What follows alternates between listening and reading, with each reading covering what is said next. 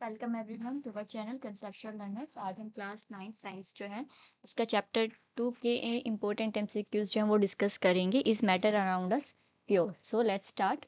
First question is name the most abundant element in the earth crust. So earth crust में जो most abundant element है वो क्या है हमारा? A oxygen, B CO2, C hydrogen and D nitrogen. So A option oxygen is the most abundant element in the earth crust. Now second question, the element which is a liquid slightly above 30 degree Celsius. वो element बताना है जो liquid form में exist करता है 30 degree Celsius के above temperature पे। A lithium, B caesium, C magnesium, D sodium. So here correct option is caesium. Option B जो है वो सीजियम करेक्ट आंसर है। Next, at room temperature a non metal which is liquid. Room temperature पे बताना है non metal जो कि liquid state में एग्जिस्ट करता है। A sulphur, B oxygen, C fluorine and D bromine. So bromine हमारा ऐसा नॉन मेटल है जो लिक्विड स्टेट में एग्जिस्ट करता है। सो ऑप्शन डी जो है करेक्ट रहेगा। Next, a combination of common salt and iron filings is a. Common salt और आयरन फिलिंग्स का जो कॉम्बिनेशन है वो क्या बताता है हमें? A elements, B mixture, C both A and B and D compound. तो कॉमन साल्ट और आयरन फिलिंग्स का जो कॉम्बिनेशन है वो क्या है? एक मिक्सचर है। यहाँ पे कोई भी जो है एक एग्जैक्ट प्रोपोर्शन में कंबाइंड नहीं होता। जितना चाहे सॉल्ट और आयरन फिलिंग्स को हम ऐड कर सकते हैं और सिंपल मैग्नेटिक सेपरेशन से ये दोनों जो है अलग अलग भी हो जाते हैं। सो ये क्या है? B mixture. Next, who discovered radium. So radium जो है एक रेडियो एक्टिव एलिमेंट है, इसमें से रेडिएशंस निकलती हैं। सो इसको किसने डिस्कवर किया गया था ये पूछा गया है। A none of this, B Watson and Crick, C Marie Curie and D Robert Brown. So Watson and Crick जो है उन्होंने DNA जो है उसका जो डबल हेलिक्स मॉडल है उसको डिस्कवर किया था। जो मैडम क्यूरी हैं इन्होंने जो है रेडियम को डिस्कवर किया था, इसके लिए इनको नोबेल प्राइज भी मिल चुका है। एंड डी रॉबर्ट ब्राउन, इन्होंने जो है न्यूक्लियस जो होता है सेल का वो डिस्कवर किया था। सो यहाँ पे करेक्ट ऑप्शन क्या रहेगा हमारा? C Marie Curie. Next, which of the following substance is pure. इसमें से कौन सा सब्सटेंस है वो प्योर है? A compound, B both and B, C element, D mixture. So इसमें से जो कंपाउंड आते हैं और एलिमेंट दोनों ही कंपाउंड जो है प्योर फॉर्म में एग्जिस्ट करते हैं। तो यहाँ पे जो ऑप्शन बी है बोथ ए एंड सी आएगा यहाँ पे। सो ऑप्शन बी जो है वो यहाँ पे करेक्ट आंसर रहेगा। जो एलिमेंट हैं वो भी प्योर फॉर्म में एग्जिस्ट करते हैं। एग्जाम्पल हो गया आपका सोडियम, कैल्शियम, हाइड्रोजन, ये एलिमेंट्स हैं। जबकि अगर आप कंपाउंड्स की बात करते हैं तो कंपाउंड्स में आता है हमारा NaCl, sodium chloride, H2SO4, H2S। ये किसके एग्जाम्पल्स हैं? ये कंपाउंड्स के एग्जाम्पल हैं। Next is which of the following has the smell of rotten egg. इसमें से किसकी जो स्मेल है वो रोटन एग, सड़े हुए अंडे की जैसी होती है? A hydrogen sulphide, B copper sulphide, C iron sulphide and D calcium sulphide. So यहाँ पे जो हाइड्रोजन सल्फाइड है H2S इसका केमिकल फॉर्मूला होता है। इसकी जो स्मेल होती है वो किसकी जैसी होती है? रोटन एग की जैसी स्मेल होती है इसकी। Next, which of the following element has the characteristic of both metals and non metals. इसमें से कौन सा एलिमेंट है जिसके पास मेटल और नॉन मेटल दोनों के कैरेक्टरिस्टिक्स होते हैं? तो ऐसे जो एलिमेंट होते हैं जिसके पास मेटल और नॉन मेटल दोनों के कैरेक्टरिस्टिक्स होते हैं उन्हें हम क्या कहते हैं? मेटेलॉइड्स। सो इसमें option A is phosphorus, B nitrogen, C carbon and D arsenic. So यहाँ पे जो ऑप्शन डी है आर्सेनिक वो क्या हमारा? मेटेलॉइड है। सो ऑप्शन डी जो है वो करेक्ट आंसर रहेगा। Next, what are the major constituents of universe. जो हमारी यूनिवर्स है वो उसकी जो मेजर कंस्टिट्यूएंट्स हैं वो किससे मिलके बनी हुई है? A nitrogen and oxygen, B hydrogen and oxygen, C helium and nitrogen, D hydrogen and helium. So यहाँ पे ऑप्शन जो डी है हमारा वो करेक्ट रहेगा। जो मेजर कंस्टिट्यूएंट्स है यूनिवर्स के वो क्या है? Hydrogen and helium. Next, a substance can be beaten into sheets and beaten into wires, what you call it. कोई सब्सटेंस है जिसको आप शीट्स की फॉर्म में भी ढाल सकते हो और वायर्स की फॉर्म में भी बना सकते हो, तो आप उसे क्या कहेंगे? तो अगर हम किसी सब्सटेंस को शीट्स की फॉर्म में बीट कर रहे हैं तो वो हमारी सब्सटेंस क्या कहलाती है? मेलिएबल। और अगर किसी को वायर्स की फॉर्म में कर रहे हो आप कन्वर्ट तो वो क्या कहलाती है? डक्टाइल। सो यहाँ पे A option is it is both brittle and lustrous. Lustrous mean जिसमें शाइनिंग होती है, ब्रिटल जो आसानी से टूट जाता है। Option B, it is both sonorous and ductile. Sonorous means जो साउंड प्रोड्यूस करता है, एंड डक्टाइल्स जिसको हम वायर्स में ट्रांसफॉर्म कर सकते हैं। Option C is it is malleable and ductile. So option C जो हमारा वो करेक्ट होगा, malleable and ductile. And option D is both malleable and brittle, तो ब्रिटल तो होगा नहीं वो, तो ऑप्शन सी जो है वो सही रहेगा। Next, which of the following reactions involve a chemical change. So इनमें से कौन सी रिएक्शन है जिसमें केमिकल चेंज होता है। केमिकल चेंज वो रिएक्शंस होती हैं जिसमें कोई नई सब्सटेंस की फॉर्मेशन होती है, कोई गैस फॉर्म होती है, कलर चेंज होता है, या कोई स्मेल प्रोड्यूस होती है। Option A is copper metal drawn into wires, B weathering of rocks, C freezing of water, and D ripening of fruits. So बाकी की जो तीनों ऑप्शंस हैं, ए बी एंड सी, ये तीनों ही क्या हमारे फिजिकल चेंज के एग्जाम्पल हैं। इसमें कोई भी न्यू सब्सटेंस की फॉर्मेशन नहीं हो रही है, कोई भी आपको नया जो प्रॉपर्टी है वो देखने को नहीं मिल रही है। जो ऑप्शन डी है राइपनिंग ऑफ फ्रूट्स, ये हमारा कैसा चेंज है, एक केमिकल चेंज है। सो ऑप्शन डी जो है वो यहाँ पे करेक्ट आंसर रहेगा। वैदरिंग ऑफ रॉक्स भी यहाँ पे फिजिकल चेंज में ही आता है, क्योंकि यहाँ पे सिंपल जो हमारे रॉक्स होते हैं वो सनलाइट और हीट की वजह से सिर्फ स्प्लिट अप होते हैं, स्मॉल साइज में डिवाइड होते चले जाते हैं। So it is a physical change, उनकी कॉन्स्टिट्यूशन चेंज नहीं होती है। Next question is, what is the basic principle behind fractional distillation. जो फ्रैक्शनल डिस्टिलेशन की प्रोसेस है उसके पीछे क्या प्रिंसिपल रहता है। Option A, the difference in boiling point of 2 और more miscible liquids is less than 30 degree Celsius. जो डिफरेंस है बॉइलिंग पॉइंट में या दो से ज़्यादा जो मिसिबल लिक्विड्स हैं उनका बीच का, वो 30 डिग्री से कम होता है। B, difference in the boiling point of the miscible liquid should be 30 degree Celsius और मोर। उनके बीच का जो बॉइलिंग पॉइंट डिफरेंस है वो 30 डिग्री सेल्सियस या उससे ज़्यादा होना चाहिए। Option C, difference in the molecular weight of the 2 और more miscible liquid should be 50 gram पर मोल। उनके बीच का जो मॉलिकुलर वेट का डिफरेंस है वो कितना होना चाहिए, 50 ग्राम पर mole. And option D is the liquid should be decompose during the process of fractional distillation. जो लिक्विड्स हैं वो डिकम्पोज हो जाने चाहिए जब फ्रैक्शनल डिस्टिलेशन की प्रोसेस होती है तब। सो यहाँ पे जो ऑप्शन बी है हमारा वो करेक्ट रहेगा। जो बॉइलिंग पॉइंट होता है दोनों मिसिबल लिक्विड्स का, वो कितना होना चाहिए, 30 डिग्री सेल्सियस होना चाहिए या उससे ज़्यादा होना चाहिए। सॉरी, यहाँ पे हमें फ्रैक्शनल डिस्टिलेशन का बोला गया, अगर सिंपल डिस्टिलेशन होता तब हमारा ऑप्शन बी सही होता। तो यहाँ पे ऑप्शन ए जो है, अगर हम फ्रैक्शनल डिस्टिलेशन की बात कर रहे हैं तो जो बॉइलिंग पॉइंट है वो लेस देन 30 डिग्री सेल्सियस होता है। सो ऑप्शन ए जो है हमारा वो यहाँ पे करेक्ट रहेगा। लेस, फ्रैक्शनल डिस्टिलेशन में लेस बोला जाता है, 25 डिग्री सेल्सियस या 30 डिग्री सेल्सियस, इतने का टेम्परेचर डिफरेंस होता है दो मिसिबल लिक्विड्स के बीच में। अगर इससे ज़्यादा है तो हम सिंपल डिस्टिलेशन जो प्रोसेस है उसका यूज़ करते हैं। Now next question is, in cities gutter water is filtered through. जो सिटीज़ होती हैं उसमें जो गटर वाटर होता है वो किससे फिल्टर होता है। A, coarse sand layer, B, sedimentation tank, C, special water filters, D, metallic filters. तो इसमें जो सिटीज़ में गटर होता है उसको मेटालिक फिल्टर्स जो हैं उससे जो है सबसे पहले फिल्टर करते हैं ताकि उसमें जो भी ये फ्लोटिंग इम्प्योरिटीज़ हैं उसको सेपरेट आउट किया जा सके। Next question is, name the solvent which is known as universal solvent. So universal solvent किस सॉल्वेंट को बोला जाता है। A, ethanol, B, vinegar, C, water, D, benzene. तो वाटर जो हमारा ऑप्शन सी वो यूनिवर्सल सॉल्वेंट कहलाता है। नेक्स्ट, in a chromatographic technique, a simple sample whose component needs to be separated is placed. जो chromatographic technique होती है उसमें जो हमारा sample component है जिसको हमें separate out करना है, जिसके components को, उसको हम कहाँ place करते हैं। तो अगर आपको इस तरह से जो हमारे क्रोमोटोग्राफी की स्ट्रिप होती है इसमें आप 2-3 सेंटीमीटर अबो जो है बॉटम से ऊपर हमारा जो सैंपल है उसको आपको प्लेस करना होता है।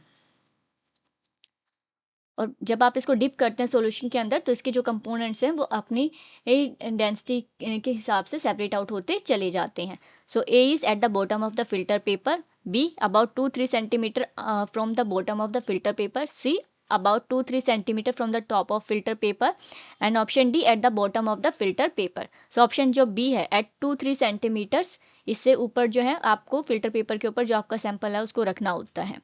Next question is, which of the following involve physical change. इसमें से कौन सा जो है फिजिकल चेंज के अंडर आता है। A, grinding, B, tearing, C, cutting, and D, all of the above. So इसमें ऑप्शन जो डी है तीनों ही किसके एग्जाम्पल्स हैं, ये फिजिकल चेंज के एग्जाम्पल हैं। Next, the separation of two immiscible liquids by a separating funnel depends upon. जो सेपरेटिंग फनल होती है अगर उसमें आप दो जो है इमिसिबल लिक्विड्स को लेते हो। इस तरह से हमारी सेपरेटिंग जो फनल है वो होती है। यहाँ पे ये नॉब होती है और इस तरह से हमारे जो दो आप लिक्विड जो ले रहे हो वो इसमें फिल होते हैं। ये जो लिक्विड्स होते हैं ये अपनी अपनी डेंसिटी के अकॉर्डिंग सेपरेट आउट हो जाते हैं और बाद में आप इसको नॉब खोल के जो बीकर है उसको उसमें कलेक्ट कर सकते हो। ये हमारी सेपरेटिंग फनल है।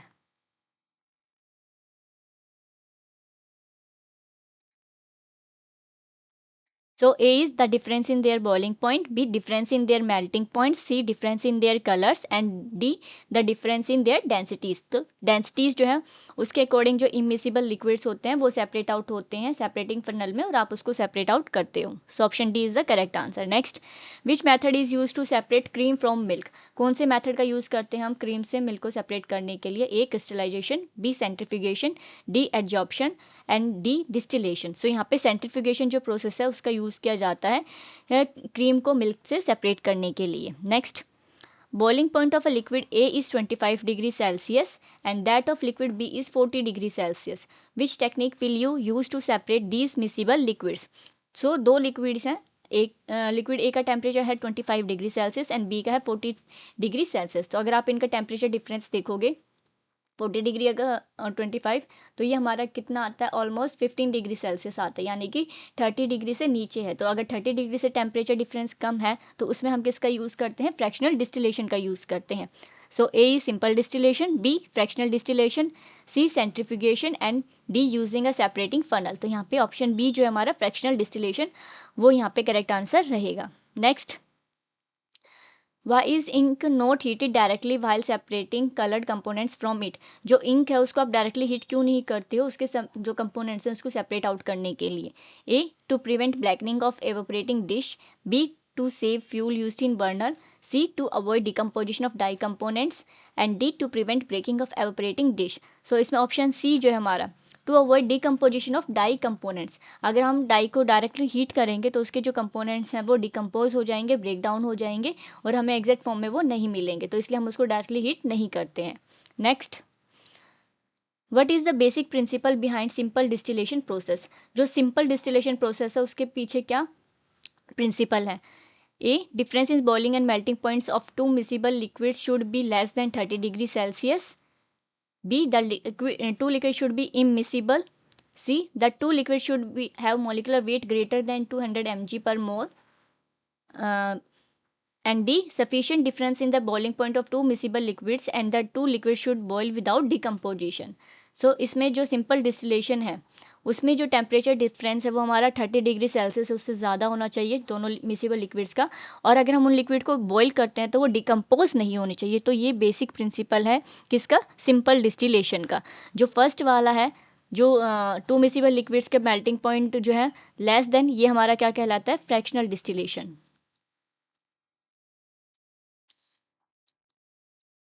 और यहाँ पे हमें पूछा गया है सिंपल डिस्टिलेशन के बारे में। सो ऑप्शन डी जो हमारा वो करेक्ट रहेगा। Next, which one of the following scrap metal can not be separated by magnetic separation? इसमें से कौन सा स्क्रैप मेटल है जिसको आप सिंपल मैग्नेटिक सेपरेशन से सेपरेट नहीं कर सकते हैं? ए क्रोमियम, बी स्टील, सी निकल, डी कोबाल्ट। सो इसमें क्रोमियम जो है उसको आप मैग्नेटिक सेपरेशन से सेपरेट आउट नहीं कर सकते, बाकी तीनों ही जो है मैग्नेटिक सेपरेशन से आप जो है स्क्रैप में से इनको अलग कर सकते हो। Next, which of the following is not true for mixture? इसमें से कौन सा मिक्सचर के लिए सही नहीं है? नॉट ट्रू पूछा गया है। ए a mixture can be separated into its constituents, b the composition of a mixture is variable, c energy is not given out in the preparation of a mixture and d a mixture has a fixed melting point। तो not true पूछा गया, तो इसमें option जो D है, जो mixture होता है उसका कोई भी फिक्स्ड मेल्टिंग पॉइंट नहीं होता, ये यहाँ पे करेक्ट आंसर है। मिक्सचर जो है उसके कंपोनेंट्स को आप सेपरेट आउट कर सकते हो, उसका जो कंपोजिशन होती है वो वेरिएबल होती है, चेंज कर सकते हो आप अपने अकॉर्डिंग, और उसमें से कोई भी एनर्जी नहीं निकलती है। Now next is what will you observe when a mixture of iodine and salt is heated in China dish? क्या ऑब्जर्व करोगे आप जब एक मिक्सचर लोगे आप आयोडीन और सॉल्ट का और उसको हीट करोगे? A the mixture starts melting, B salt is left behind in the china dish, C no change in the china dish is observe, D iodine is left behind in the china dish. So हमारा जो iodine है वो कैसा है? Volatile होता है nature में। So only जो सॉल्ट है हमारा वो चाइना डिश में बचेगा, जो आयोडीन है वो हमारा इवोपरेट हो जाएगा। सो यहाँ पे ऑप्शन बी जो है हमारा वो करेक्ट आंसर रहेगा। Next, which solvent can be use to obtain sodium chloride from a mixture of sodium chloride and sulphur without using water. हम ये कौन सा सॉल्वेंट यूज़ करना चाहिए सोडियम क्लोराइड और जो सल्फर का मिक्सचर है उसको अलग करने के लिए, और उसमें वाटर हमें यूज़ नहीं करना है। A kerosene, B sodium hydroxide, C sulphuric acid, D carbon disulphide. So यहाँ पे ऑप्शन जो डी है कार्बन डाइसल्फाइड वो हम यूज़ करेंगे। इसमें जो सल्फर है हमारा वो डिज़ोल्व हो जाएगा और जो सोडियम क्लोराइड है वो डिज़ोल्व नहीं होगा और वो सेपरेट आउट हो जाएगा फिल्ट्रेशन, सो आप उसको अलग कर सकते हो। Next, which one of the following solvent is added to separate a mixture of sand and sulphur. Again कौन सा सोलवेंट यूज करना है हमें सेपरेट करना मिक्सचर सैंड एंड सल्फर को। A water, B alcohol, C sulphuric acid and D carbon disulphide. So यहाँ पे again हम कार्बन डाइसल्फाइड का यूज़ करेंगे। सल्फर जो है वो डिजोल्व हो जाएगा, सैंड को बाद में आप फिल्ट्रेशन से रिमूव कर सकते हो। Next, which is the best method to separate the solute from a solution when only solute is required। Only solute हमें रिक्वायर्ड होता है तो कौन सा बेस्ट मेथड होता है। A evaporation, B condensation, C distillation and D filtration. So इसमें evaporation जो है वो हमारा बेस्ट रहेगा, जो सॉल्वेंट है वो इवोपरेट हो जाएगा और जो सोल्यूट है वो हमारा नीचे बच जाता है। Next, why do we separate ethyl alcohol and water by fractional distillation. Ethyl alcohol और वाटर को हम फ्रैक्शनल डिस्टिलेशन से क्यों सेपरेट आउट करते हैं। A the difference in the boiling point of the liquid is less than 30 degree Celsius, B because water is universal solvent, C because both of them are liquids and D all of the above. तो इसमें जो D option है वो correct है क्योंकि दोनों ही का जो बॉइलिंग पॉइंट का डिफरेंस है वो 30 डिग्री सेल्सियस से कम होता है। जो इथाइल अल्कोहल है उसका ऑलमोस्ट 78 डिग्री सेल्सियस होता है जो बॉइलिंग पॉइंट होता है वो, और जो वाटर है उसका 100 डिग्री सेल्सियस बॉइलिंग पॉइंट होता है। ये वाटर हमारा यूनिवर्सल सॉल्वेंट है, दोनों ही मिसिबल लिक्विड्स हैं, एक दूसरे में अच्छे से मिक्स हो जाते हैं एंड दोनों लिक्विड फॉर्म में, तो ऑप्शन डी जो है वो यहाँ पे करेक्ट रहेगा। Next, which of the following statement is correct. इसमें कौन सा स्टेटमेंट करेक्ट है। A a solution is a homogeneous mixture, B a suspension is a homogeneous mixture, C in a solution the substance present in lesser quantity is called solvent, and D in a solution the substance present in greater quantity is called solute। तो यहाँ पे A option जो है हमारा वो correct है। जो suspension होता है वो होमोजीनस नहीं होता, वो हिट्रोजीनस होता है।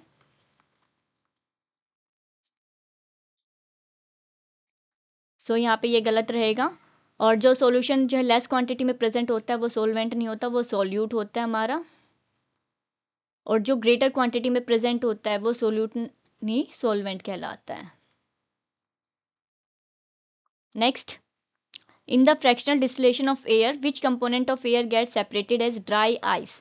so जब हम फ्रैक्शनल डिस्टिलेशन करते हैं एयर का तो कौन सा कंपोनेंट ड्राई आइस की तरह सेपरेट होता है। तो इसमें जो हमारा सॉलिड CO2 होता है उसको हम क्या कहते हैं, ड्राई आइस कहते हैं। तो यहाँ पे ए ऑप्शन जो है हमारा कार्बन डाइऑक्साइड वो करेक्ट आंसर रहेगा। Next, which solvent can be use to separate the mixture of salt and sand. Salt और सैंड के मिक्सचर को कैसे सेपरेट आउट कर सकते हो आप। A petrol, B water, C carbon disulphide and D sulphuric acid. So इसमें हम वाटर का यूज़ कर सकते हैं। वाटर जो है साल्ट में मिक्स हो जाएगा, एवोपरेशन से आप उसको अलग कर सकते हो एंड सैंड जो है वो फिल्टर आउट हो जाएगा। Next, which technique is use to separate salt from sea water. कौन सी टेक्निक का यूज़ करोगे आप सॉल्ट को सी वाटर से सेपरेट करने के लिए। A condensation, B evaporation, C fractional distillation, D chromatography. So इसमें हम एवोपरेशन का यूज़ करते हैं। Next, where is the sea water trapped in order to obtain common salt from it. Sea water को कहाँ पे ट्रैप किया जाना होता है, जब उसमें से कॉमन साल्ट को एक्सट्रैक्ट किया जाता है। ए रिवर्स, बी सी शोर, सी लगून्स, डी डेल्टास। सो जो लगून्स होते हैं ऑप्शन सी, उसमें हम उसको वाटर को ट्रैप करते हैं, एवोपरेशन होता है और हमें साल्ट ऑब्टेन होता है। Next, a colloid with the solid disperse phase and liquid dispersing medium is called. Colloid जिसपे सॉलिड डिस्पर्स फेस्ड है एंड लिक्विड डिस्पर्सिंग मीडियम है वो क्या कहलाता है, हमारा सोल कहलाता है। इसमें अगर आप एग्जांपल्स देखोगे तो हमारा किसका एग्जांपल आता है, जो मड होता है वो इसमें आता है। Next is which of the following is an element. इसमें से कौन सा जो है एलिमेंट है। A water, B ammonia, C hydrogen sulphide and D tin. So यहाँ पे ऑप्शन जो डी है टिन वो हमारा एलिमेंट है। बाकी वाटर जो हमारा H2O ये कंपाउंड है, अमोनिया NH3 ये भी कंपाउंड है एंड हाइड्रोजन सल्फाइड H2S ये भी कंपाउंड है। Next, which of the following is a physical change, इसमें से कौन सा फिजिकल चेंज का एग्जाम्पल है? A tearing of paper, B growth of plant, C burning of LPG, D burning of food. So इसमें टीयरिंग ऑफ पेपर जो है वो फिजिकल चेंज का एग्जाम्पल है, बाकी जो तीनों है वो किसके एग्जाम्पल हैं? केमिकल चेंज के एग्जाम्पल हैं। Next, from a chemical laboratory each of the following is use for chromatographic technique, इसमें से किसका यूज़ करते हैं आप क्रोमेटोग्राफिक टेक्निक का यूज़ करने के लिए? A filter paper, B wire gauze, C burner, D funnel. So इसमें फिल्टर पेपर जो है उसका यूज़ किया जाता है क्रोमेटोग्राफिक जो टेक्निक होती है उसमें। Next, what is the correct order of the below mentioned units in the water purification system? Correct order क्या रहेगा जब हम वाटर प्योरिफिकेशन करते हैं? तो सबसे पहले है chlorination tank, second is loading tank, third sedimentation tank and fourth filtration tank. So सबसे पहले सेडिमेंटेशन टैंक आता है सेकंड नंबर पे। उसमें जब जो इम्प्योरिटीज़ होती हैं सेटल डाउन हो जाती है उसको लोडिंग टैंक में भेजा जाता है। वहाँ पे लोड जो है जो हमारी फ्लोटिंग इम्प्योरिटीज़ होती हैं उसको लोडिंग की हेल्प से कलेक्ट किया जाता है। उसके बाद उसको सेपरेट आउट किया जाता है फिल्ट्रेशन टैंक में एंड देन लास्ट में उसको क्लोरिनेशन टैंक में भेजा जाता है जो भी उसमें बैक्टीरिया या अदर इम्प्योरिटीज़ हैं उनको किल करने के लिए। तो हमारी सीक्वेंस क्या रहेगी यहाँ पे? सबसे पहले sedimentation tank. So option C जो हमारा 3241 ये हमारी यहाँ पे करेक्ट ऑप्शन रहेगा।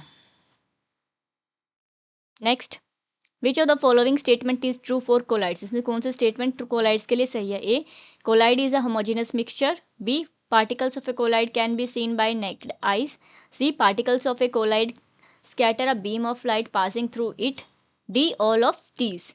सो इसमें से ट्रू बोला गया है तो जो पार्टिकल्स होते हैं कोलाइडल सॉल्यूशन के वो जो बीम ऑफ लाइट है उसको स्कैटर करते हैं यानी कि वो क्या शो करते हैं? टिंडल इफेक्ट शो करते हैं। बाकी जो कोलाइड होता है वो होमोजेनस नहीं होता, हिट्रोजेनस मिक्सचर होता है और इसको हम नेक्ड आई से नहीं देख सकते हैं। तो ऑप्शन सी जो है वो हमारा करेक्ट रहेगा। So thank you, I hope video आपको अच्छी लगी होगी। चैनल को लाइक शेयर सब्सक्राइब करेंगे। Thank you.